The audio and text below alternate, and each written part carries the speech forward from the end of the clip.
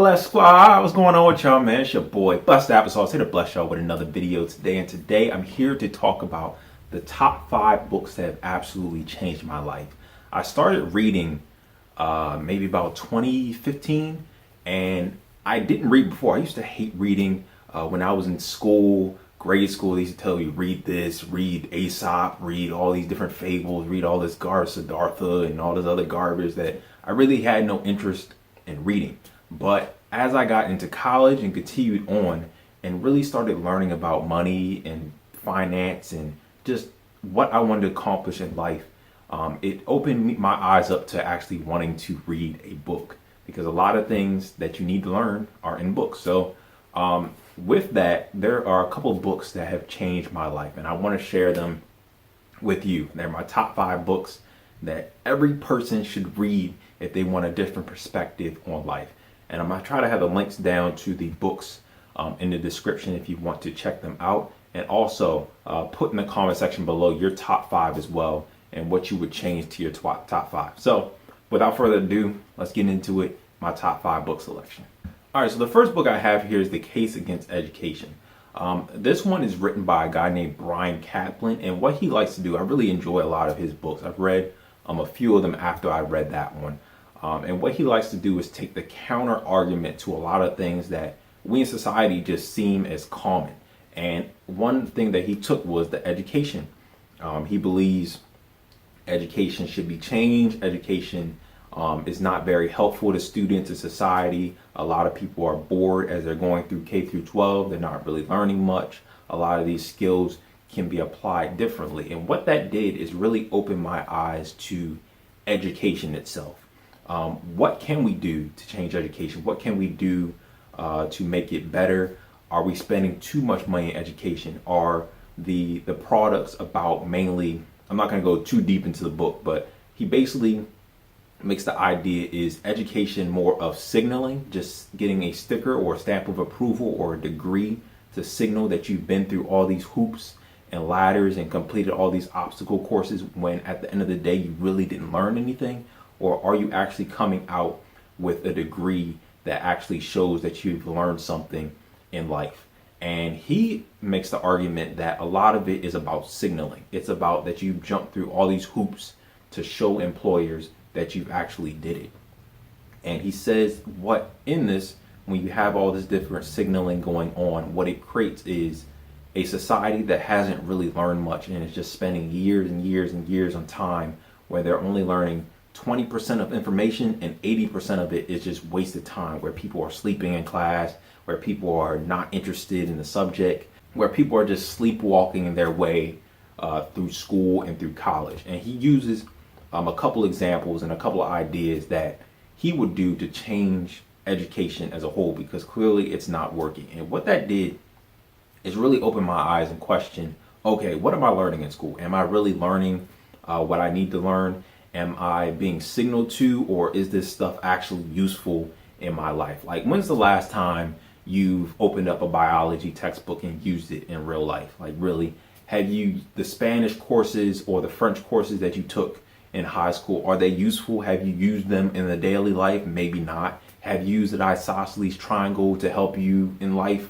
Probably not. So that book really opened my eyes, because I wanted to really break down what we're not learning in school and what we need to learn, what I need to learn for myself that school is not teaching us. For example, taxes.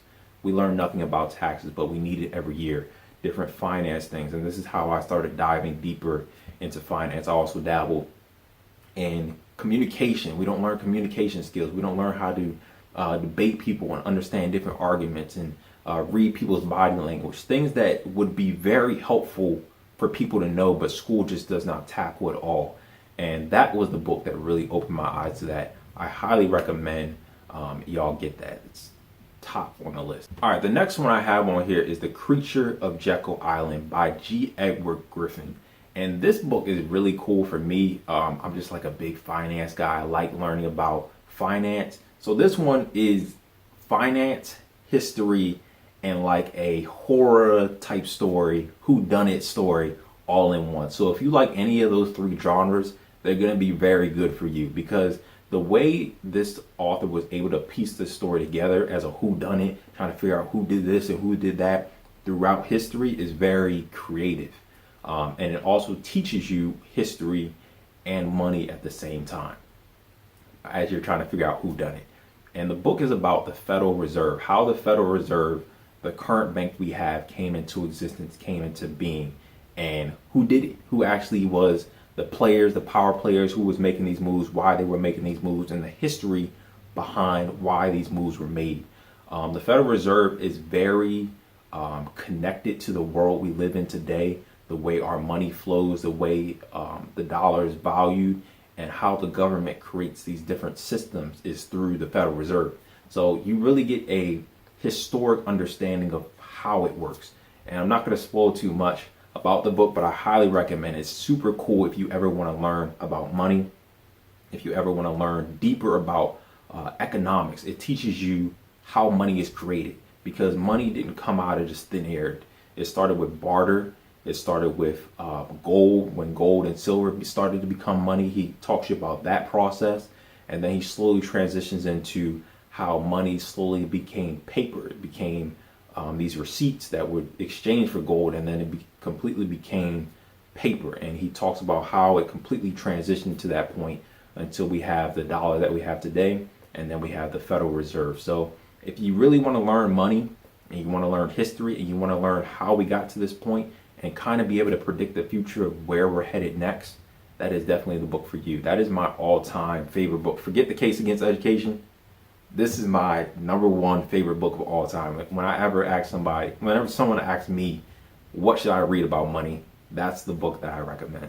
All right, so the next book I have on here is Outwitting the Devil by Napoleon Hill. And a lot of people know Napoleon Hill from his book of Think and Grow Rich. Well, this one is little bit different. I didn't want to put Think and Grow Rich in there because everybody talks about that book. Everybody loves that book, and everybody knows, like, oh yeah, it's the go-to book. But I think this one is a little bit better. This one is Outwitting the Devil, and it talks about what the devil does to try to impede your success, how he tries to get in your way and stop you from doing certain things. And you really start to question, like, okay, why am I procrastinating? Why am I just drifting through life with no goals? Is the devil really trying to stop me from achieving certain things? Is he putting some people in my way to stop me? And it really makes you question your goals, your relationships, and understand, okay, I need to stay focused.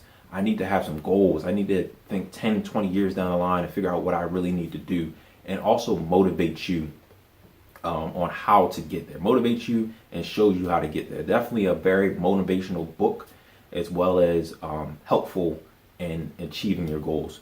So I didn't want to give like that basic Think and Grow Rich. It still has that same Think and Grow Rich type of mindset because it's written by the same author, but it has like a different spin on it. And I think the extra spin that it adds to it is a little bit better than Think and Grow Rich. All right, so the next book on the list is Never Split the Difference.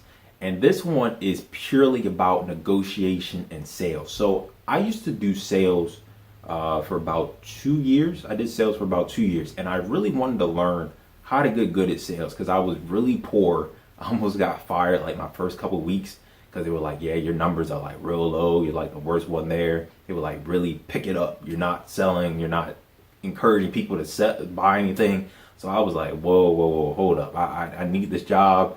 You know, I can't be the worst one here. And that made me pick up this book. It's called Never Split the Difference. And it is a negotiation book by a guy that was an FBI agent that used to handle terrorists. As soon as you open the book, he talks about his experiences.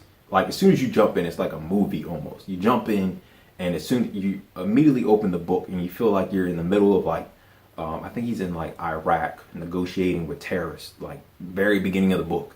And you're trying to get these people to not kill the hostages, et cetera, et cetera. And he shows you step by step what he's doing, his mindset, how he gets these people back and negotiates with the terrorists to figure out what they want, how they are operating, what their motives is, their mindset. And throughout the book, he illustrates what he did and what you can do in different situations to never split the difference. Because when you're negotiating with terrorists and they have hostages and you want to get these people home, you can't say, okay, you can kill 3 and I'll take the rest. You can't split the difference on that. So he shows exactly what he does to negotiate, how he gets his way with people, how he's able to talk to people and make them feel comfortable and be able to give information back to him without him taking too much. So that one is super cool. If you ever want to learn negotiation tactics, debate tactics, and really getting people to understand your side of view, that's the book for you. Never Split the Difference. Highly recommend for anybody that's really want to learn communication techniques. Also, it's one of those things you have to practice it well, but also the things in here you start to notice and pick up on, like throughout the book. You're like, wow, I really do that, or wow, I see other people do that. So very interesting look on human nature. He opens it up very well and very detailed. Love the book. All right, and the next one here, I'm gonna have one more here as an honorable mention. The thing about it is I don't have every book. I have this one here because I just love this book, and this is gonna be the honorable mention one. But the last one is in my number 5, is The One Thing. And a lot of these books I do on Kindle, so I don't have like the physical copy, you know what I mean? But The One Thing was the best book for me, because when I was in college, like my third year of college, second and third year of college, I was really trying to do a lot of different things at once. I dabbled in real estate, I did YouTube, I did ACN, MLN marketing, I was doing sales, I was just doing so much, trying to figure out what I wanted to do to get rich. That was like the main goal for me. And with that goal, even though I had that goal, I had 50 million ideas of how to get there. And what it was doing, it was splitting up my time. I would spend 20 minutes looking at properties, another 30 minutes trading stocks, another 30 minutes looking at YouTube videos, stuff like that, another hour on the phone talking to clients. It was a mess. And what this book opened up for me is you need to focus on one thing. You can get anything, but you can't have everything. So you need to focus on one thing, absolutely one thing. And this is so very important, especially to those people out there that really want to do 50 million things at once. I'm letting you know right now, as like someone that's been through it, you need to focus on one thing and get good at that one thing. Because if you focus on 50 million things, you will have absolutely no progress. I had to give up the real estate because I was spending so much time on it. I couldn't get good at stocks. I was spending so much time on YouTube. I spent like 3 hours or so editing videos and trying to shoot videos. I got pretty good at it, but other things were suffering in my life as well. So for me, I gave all that up. I focused on YouTube, focused on stocks, and that's what I'm focused on. That's the one thing I want to get good at. I had to pick and decide, like, okay, if I had to only choose one thing, what would it be? And that was stocks for me, because that was the only thing that was like super consistent over the last couple years of dabbling in so much. That was the only thing that was really like, okay, I can always come back to this and look at a video, or I can always come back to this and be interested.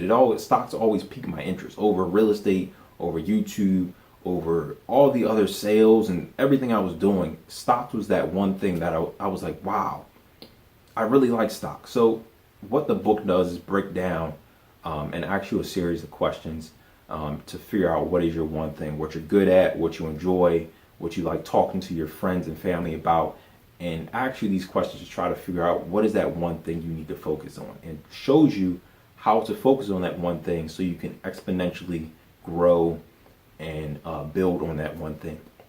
Once you get that one thing going and it's up and running, then you can focus on the other things that you need to. But other than that, definitely that is just like a life recommendation. Just focus on one thing and get good at that. And that's what that book did for me. Just the one thing. All right, so with this one, principles. So I don't often get a book paperback. I always have like these Kindle versions or the audio books. But this book right here is excellent. Excellent. Principles. I don't know if a lot of y'all have saw it or are familiar with Ray Dalio, but he does an excellent job breaking down what he did for his business. So if you see here, it has a red line here. I don't know if y'all can see that, but there's a red line in the middle of the book, like right here, the middle of the book. So what that is, he breaks the book down into two different sides. So you have his business principles, and then you have his life principles. And this guy is one of the richest men in the world, and he breaks down his life experience and what he actually did through life and what he's learned through life. And that's in the first half. And he talks about exactly how to get what you want and how he was able to break down his life into groups. And it's just some basic principles, so simple, but it's coming from, the book is almost, I feel like it's coming from a grandfather that sits his grandson down and gives you this information and says, okay, look, I've been through all these trial and errors here, and I put it in this book for you so you can avoid these things and you can really scale your life to a new level, or you can scale your business to a new level. And that's exactly what he did in this book, and that's why I absolutely love this book. If anybody is looking for guidance on life, this is a great book. Like, other than like the Bible, of course, this is another great book to understand life principles. And then also on top of that, he has business principles, how he was able to put a team together, how he was able to fail and correct. That's the one that was right in the front. So he has this one thing here, this little thing that he constantly puts in the book, and it shows that how he worked through his business was try something, fail, hypothesize, try, fail, hypothesize, try, fail, hypothesize. And it's a constant spiral of failing, figuring out what went wrong, and trying something new, trying it again. Trying something new, failing, figuring out what went wrong, trying something new, trying it again. And it's a constant spiral of doing that over and over and over and over again. And that's what he uses in business principles to figure out how to scale his business. Well, he has a hedge fund. He's a stock trader.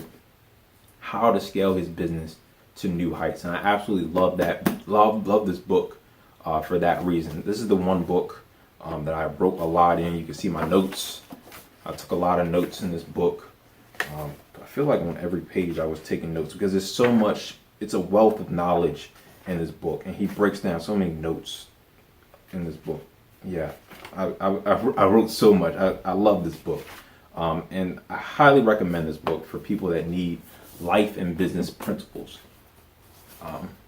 So that is my top 5 with an honorable mention here of books that absolutely changed my life. They changed my perspective on life and how I view things and how I go about my life. If you have any other ideas of books that you want me to read, or have any other books that you really enjoyed in life, please put them down in the comments below. Let's have a conversation. Maybe I read a couple of them, and maybe I can add them to my reading list next.